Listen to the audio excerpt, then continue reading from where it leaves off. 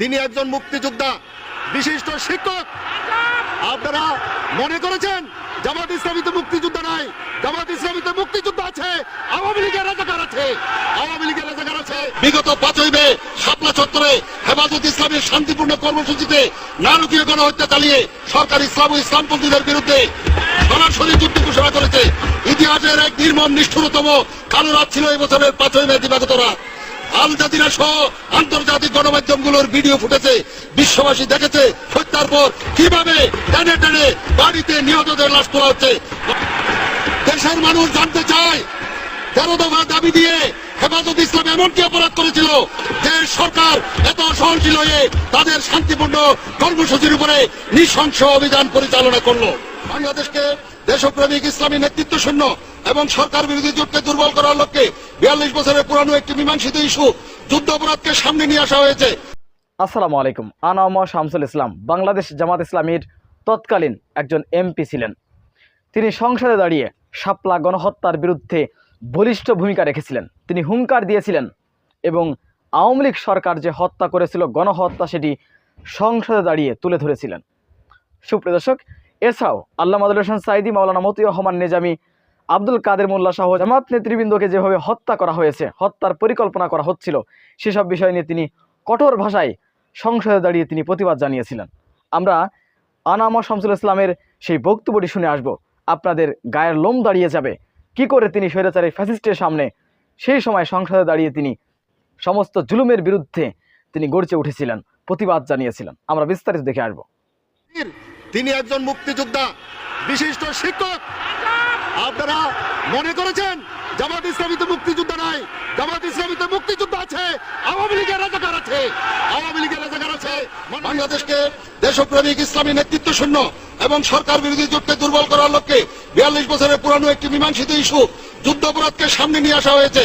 জাতীয় ও আন্তর্জাতিক মহলের সব ধরনের আপত্তি ও মূল্যায়নকে বৃদ্ধাঙ্গুলি দেখিয়ে একতরফাভাবে তথাকথিত মানবতা বিরোধী অপরাধের বিচারের নামে এদেশের অন্যতম শ্রেষ্ঠ আলেম, বিশ্ববরেণ্য মুফাসসির কোরআন আল্লামা দেলোয়ার হোসেন সাঈদী, মাওলানা মতিউর রহমান নেজামী সহ শীর্ষ জামাত নেতৃবৃন্দকে জুডিশিয়াল কিলিং করার চক্রান্ত চলছে।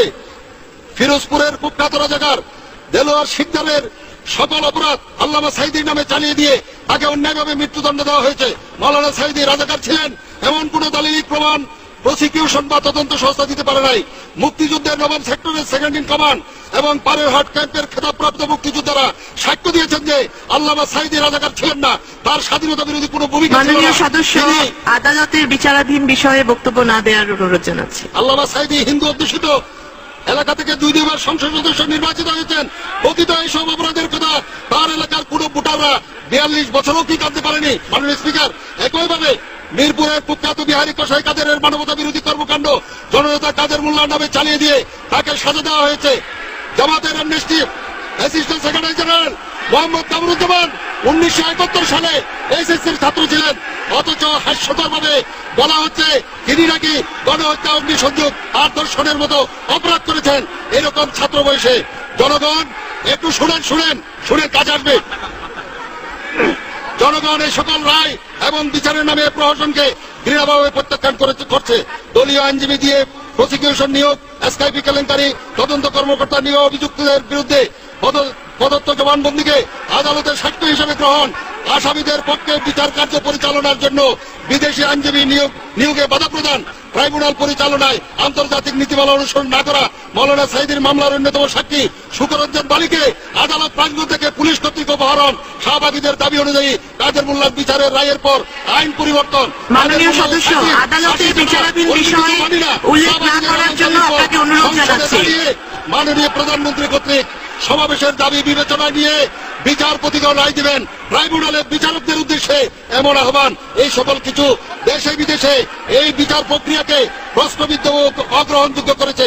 মাননীয় স্পিকার, এরপরও কি বলতে হবে এই বিচার স্বচ্ছ, নিরপেক্ষ ও আন্তর্জাতিক মানের হচ্ছে? এই বিচার কি রাজনৈতিক উদ্দেশ্যে প্রণীত নয়? মাননীয় স্পিকার, আজ সময় এসেছে মহান মুক্তিযুদ্ধের চেতনাকে প্রতিপক্ষ রাজনৈতিক শক্তিকে দমনের হাতিয়ারে পরিণত করার যে ঘৃণ্য খেলা শুরু হয়েছে তার বিরুদ্ধে ঐক্যবদ্ধভাবে প্রতিবাদ করার। অনতিবিলম্বে প্রশ্নবিদ্ধ রাজনৈতিক উদ্দেশ্যে প্রণোদিত এই ট্রাইব্যুনাল বাতিল করুন। প্রতিহিংসার রাজনীতি থেকে সরে এসে সম্পূর্ণ নিরপরাধ জামাত নেতাদের মুক্তি দিন এবং জাতিসংঘের তত্ত্বাবধানে, মাননীয় স্পিকার, জাতিসংঘের তত্ত্বাবধানে আন্তর্জাতিক অপরাধ ট্রাইব্যুনাল গঠন করে প্রকৃত যুদ্ধ অপরাধীদের বিচার নিশ্চিত করুন, এটাই আমরা দাবি করছি। মাননীয় স্পিকার, এই সরকারের মধ্যে এক ধরনের ইসলাম ফোবিয়া কাজ করছে। ইসলামী দল আলিম উলামা এক ধরনের এনার্জি আছে এই সরকারের। বিগত 5ই মে শাপলা চত্বরে হেফাজত ইসলামের শান্তিপূর্ণ কর্মসূচিতে নারকীয় গণহত্যা চালিয়ে সরকার ইসলাম ও ইসলামপন্থীদের বিরুদ্ধে সরাসরি যুদ্ধ ঘোষণা করেছে। ইতিহাসের এক নির্মম নিষ্ঠুরতম কালো রাত ছিল এই বছরের 5ই মে দিবাগত রাত। আল জাজিরা সহ আন্তর্জাতিক গণমাধ্যমগুলোর ভিডিও ফুটেছে, বিশ্ববাসী দেখেছে হত্যার পর কিভাবে টেনে টেনে গাড়িতে নিহতদের লাশ তোলা হচ্ছে।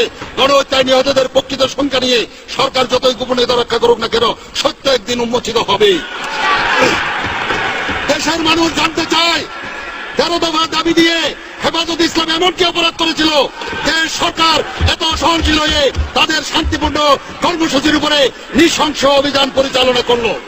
1971 সালের 25শে মার্চ কালো রাত্রিতে যেভাবে হানাদার বাহিনী এদেশের ঘুমন্ত মানুষের উপর ঝাঁপিয়ে পড়েছিল, কেন একই কায়দায় অপারেশন ফ্লাশ আউট ইত্যাদি বিভিন্ন নামে গভীর রাতের নিরস্ত্র ঘুমন্ত আলেমদের উপর সশস্ত্র হামলা চালানো হলো? কেন অভিযান চলাকালীন বিদ্যুৎ সরবরাহ বন্ধ করে যুদ্ধ ঘোষণার মতো ব্ল্যাক আউট করা হলো?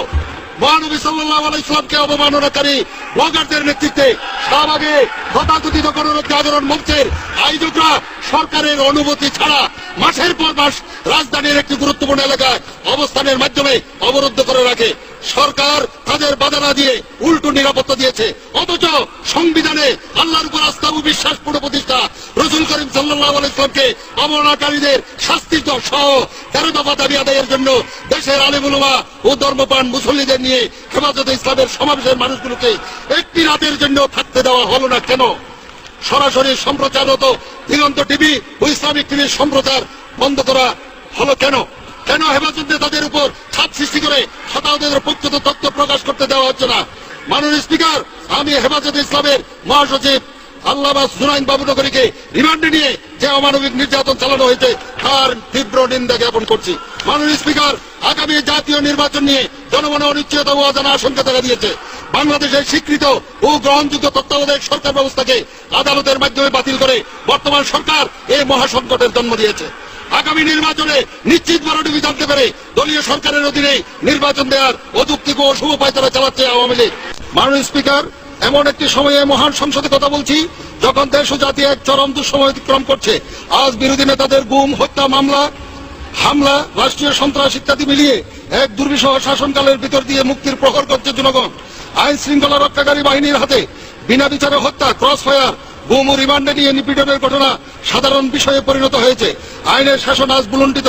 সংবাদ মাধ্যমের তথ্য মতে গত 4 বছরে দেশে 13,000 মানুষ খুন হয়েছে। বিচার বহির্ভূত হত্যাকাণ্ড হয়েছে 419টি, যার মধ্যে 2012 সালে হয়েছে 70টি। বেসরকারি মানবাধিকার সংস্থা অধিকারের রিপোর্ট অনুযায়ী 2012 সালে সরকারি বাহিনী কর্তৃক গুম হয়েছে 24 জন, 2011 সালে গুম হয়েছিল 30 জন। এদের প্রায় সকলেই বিরোধী দলের নেতা কর্মী। অ্যামনেস্টি ইন্টারন্যাশনাল তাদের বার্ষিক রিপোর্টে বলেছে 2012 সালে বিনা বিচারে 30 জনকে হত্যা করা হয়েছে এবং রাষ্ট্রীয় নিরাপত্তা বাহিনীর হাতে অসংখ্য মানুষ নির্যাতনের শিকার। মাননীয় স্পিকার, আন্তর্জাতিক অপরাধ ট্রাইব্যুনালে জামাত নেতা আব্দুল কাদের মোল্লা ও আল্লামা সাঈদীর রায়ের পর মানুষ প্রতিবাদী হয়ে রাজপথে নামলে মাত্র 1 সপ্তাহের ব্যবধানে আইন শৃঙ্খলা রক্ষাকারী বাহিনী পাখির মতো গুলি করে হত্যা করেছে 2 শতাধিক নিরীহ মানুষকে, পঙ্গু করা হয়েছে 4 শতাধিক। এর মধ্যে চিরতরে পা হারিয়েছেন 18 জন, চোখ হারিয়েছেন 4 জন। দেশের কারাগারগুলো আজ বিরোধী দলের নেতা কর্মীদের দিয়ে পরিপূর্ণ। সরকারি হিসাব অনুসারে দেশের কারাগারগুলোতে মোট বন্দী ধারণ ক্ষমতা 41,907 জন, অথচ কারাগারগুলো থেকে প্রাপ্ত তথ্য মতে দেশে বর্তমান বন্দী সংখ্যা লক্ষাধিক। বিএনপি ও জামাত সহ বিরোধী দল সমূহের লোকদের উপর 50,000-এর অধিক মামলা দায়ের হয়েছে। আসামির সংখ্যা 5 লাখেরও অধিক। এমনকি বিরোধী দলীয় চিফ হুইপ জয়নুল আবেদিন ফারুক সহ বিরোধী দলীয় সংসদ সদস্যগণ পর্যন্ত পুলিশি হামলা ও গ্রেফতার থেকে মুক্ত নন। মাননীয় স্পিকার, যেসব জামাত ও শিবির কর্মী জেলখানার বাইরে রয়েছে তারাও হুলিয়া নিয়ে পালিয়ে বেড়াচ্ছে। আমার নির্বাচনী এলাকা সাতকানিয়া, লোহাগাড়া সহ সারা দেশে কোন জামাত ও শিবির কর্মীকে রাতে বাড়িতে ঘুমাতেও দিচ্ছে না পুলিশ। সম্মানিত আমার মুরব্বী জনাব ইঞ্জিনিয়ার মুশাররফ সাহেব বলেছেন মিরেশ্বরে নাকি মানুষ শান্তিতে ঘুমাতে পারছে। আমি উনাকে বলতে চাই, উনাকে যারা ভোট দিয়েছে তারা নিরাপদে ঘুমাচ্ছে, কিন্তু যারা উনাকে ভোট দেয় না তাদের খোঁজটা উনি যাতে নেন। সম্মানিত স্পিকার, কোথাও কাউকে ব্যবসা বাণিজ্য, শিক্ষকতা বা কোনো পেশার দায়িত্ব পালন করতে দেওয়া হচ্ছে না। মাননীয় স্পিকার, রাজনৈতিক নেতা কর্মীদের ডান্ডাবেড়ি পরিয়ে আদালতে হাজির করা হচ্ছে, রিমান্ডের নামে চলছে অমানবিক নির্যাতন। এ ব্যাপারে সুপ্রিম কোর্টের রায়ের নির্দেশনাও মানা হচ্ছে না। ইসলামী ছাত্র শিবিরের কেন্দ্রীয় সভাপতি মেধাবী ছাত্র দেলোয়ার হোসেনকে রিমান্ডে নিয়ে কি ধরনের নির্মমতা চালানো হয়েছে তা দেশবাসী মিডিয়ার মাধ্যমে দেখেছে। আদালতে দেলোয়ারকে পাতাকুলা করে হাজির করা হয়, তার চোখে মুখে আর সারা শরীরে ভয়ঙ্কর নির্যাতনের চিহ্ন, হাত পায়ে ব্যান্ডেজ বাঁধা। একটি ছাত্র সংগঠনের কেন্দ্রীয় সভাপতিকে এরকম অসুস্থ অবস্থায় হাতে পায়ে কোমরে ডান্ডাবেড়ি পরিয়ে আদালতে হাজির করা হলো। রেকর্ড সংখ্যক 53 দিনের রিমান্ড শেষে আবারও 17 দিনের রিমান্ডে নেওয়ার আবেদন করেছে পুলিশ। এর চেয়ে নিষ্ঠুরতা, এর চেয়ে বর্বরতা আর কি হতে পারে? শিবির সভাপতি দেলোয়ার হোসেনকে রিমান্ডে নির্যাতন করে যে নৃশংস আচরণ করেছেন তার নিন্দা করার ভাষা আমাদের নাই। আমরা শিবির সভাপতি দেলোয়ার হোসেন সহ সকল নিরপরাধ শিবির নেতা কর্মীদের অনতিবিলম্বে মুক্তি দাবি করছি। মাননীয় স্পিকার, জরুরি অবস্থা জারি না করে এবং কোনো প্রকার গেজেট বা নোটিশ ছাড়া মাননীয় স্বরাষ্ট্রমন্ত্রী ফেসিবাদী কায়দায় সভা সমাবেশের উপর নিষেধাজ্ঞা জারি করেছেন। এটি বেআইনি, গণতান্ত্রিক ও সংবিধান পরিপন্থী।